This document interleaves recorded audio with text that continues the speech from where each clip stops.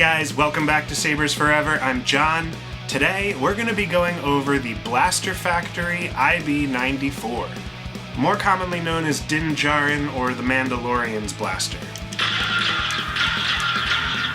This thing is ridiculously thin. It was very difficult to figure out how to install it, but here it is, all done. So without further ado, why don't we jump right in and I'll show you exactly what's going on. Alright, so we're back. This is the Blaster Factory IB-94. This was a pain in the butt to install. It is so thin. But I carried on, and it came out great. So I can't really be that upset. I used all the original components, so I didn't, it's got the wood grips, it's got the aluminum body, it has some of the parts are steel that Blaster Factory heat stained, and then they have these great brass accents all throughout, so the barrel cleaning rod, the safety lever, and then the trigger is all brass.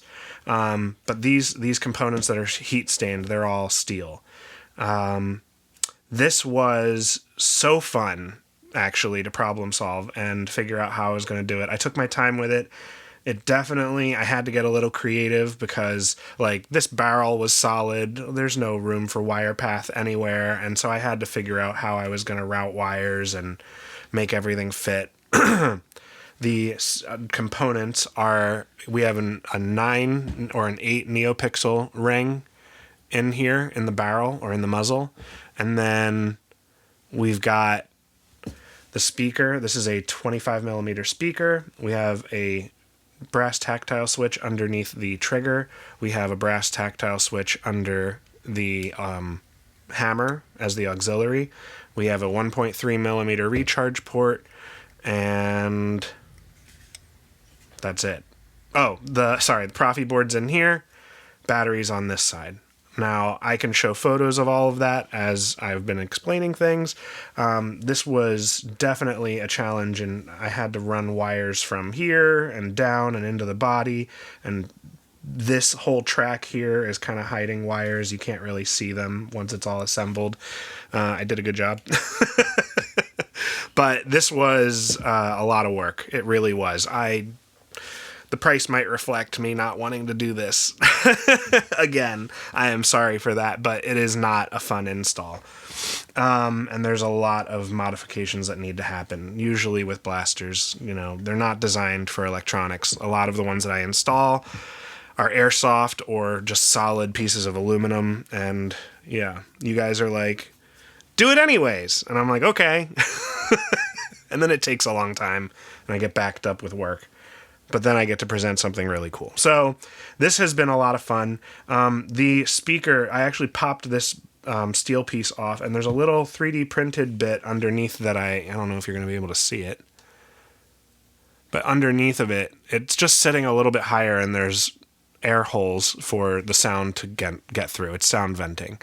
And that works pretty well, honestly. There's nowhere else that you could really put one, maybe in the grip if you really got creative and the soundboard could go up here, but I don't know. It's a little bit of a gamble any way you do it. I'm glad this way worked. But yeah, so let's turn this on, pull the kill key, or throw it. It boots up, and I made a custom Din Djarin IB-94 sound font for this, where the first fire mode is always stun when you turn the blaster on. It gives you the opportunity to cock the lever.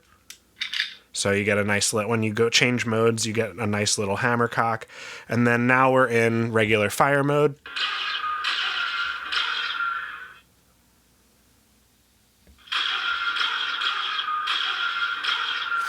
The blaster mode there's 3 modes. So the next one is full auto. And this was a little bit of a tricky one. I just didn't want to do, a lot of my other Mando fonts have just a flamethrower. And so I didn't want to do that again. Book of Boba Fett, we got to see Boba Fett fire off his jetpack rocket, and he had some cool sound effects in his visor for when he was tracking them. So when you hold this, you get the visor tracking. And it's random, and it'll loop. It'll just loop as long as you hold the trigger. And when you release, it'll fire the rocket. So you can hear it fire out of the housing, fly through the air, and then explode. And with the lock on again.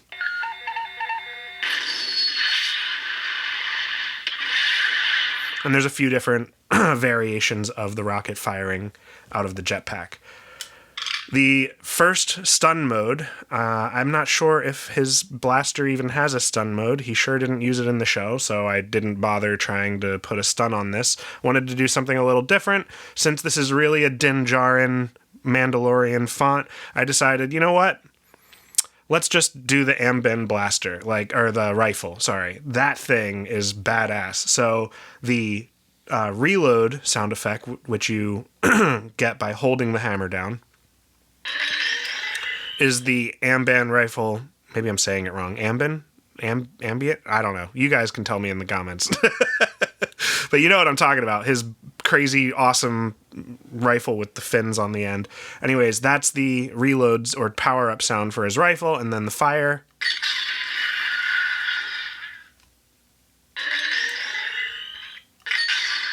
So you kind of get like the hammer, when you pull the trigger, the hammer hits the hammer releases, you get that sound effect, and then it fires, and the disintegrating happens. So it's a really cool sound effect. I'm glad that I could isolate and include that.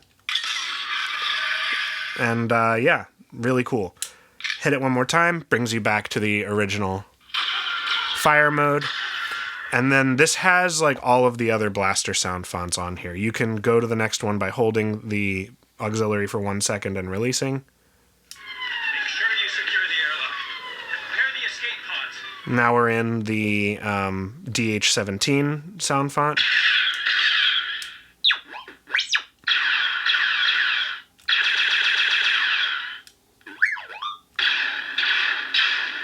So they have all fire modes. And then if you wanted to go backwards, you can double tap and release after a second. This is the way. And goes back. So now we're back to the Mandalorian font. Really cool. I think that's it. If you wanted to charge this, you would just plug this in right here via the recharge port, so you don't have to open it ever. And it charges very quickly. The battery will last pretty much all day. I mean, you're not like lighting up a blade, you know? You're just pulling a trigger and it lights up and makes a noise for like a second and a half. So battery lasts quite a long time. Does not require a big battery for these. And again, charges very quickly. When you've got this on display, you don't want the battery dying. You know, it'll slowly drain. So you got to put the kill key back in, and that cuts all power to the board. So that pretty much does it for this. And yeah, I really hope you liked it. And if you have any comments or questions, let me know. And let's wrap this video up here. Alright guys, that does it for this video. If you like what you see and you want to see more, make sure to like and subscribe to see more cool videos of installs just like this guy here. I've definitely got some cool ones coming. I know I say it every time, but have I lied to you yet? Make sure to like and subscribe so you don't miss out on those, and if you really don't want to miss out, hit that little bell. I know I haven't been posting too much recently, but I promise there will be more very soon. If you would like to commission one of these, this commission will be available on the website at sabersforever.com. It will have the full commission where you get the blaster, the install, and all that, or you can do the mail-in service where if you already own this, I can install it for you at a reduced price. If you can't find what you're looking for on my website, however, feel free to email me at john@sabersforever.com, and I'd be happy to answer any questions that you have. I am pretty backed up right now, so if I don't get back to you for a day, I do apologize. I'm just trying to keep my head above water. So until the next time, guys, make sure to like and subscribe. I'll see you, and may the Force be with you.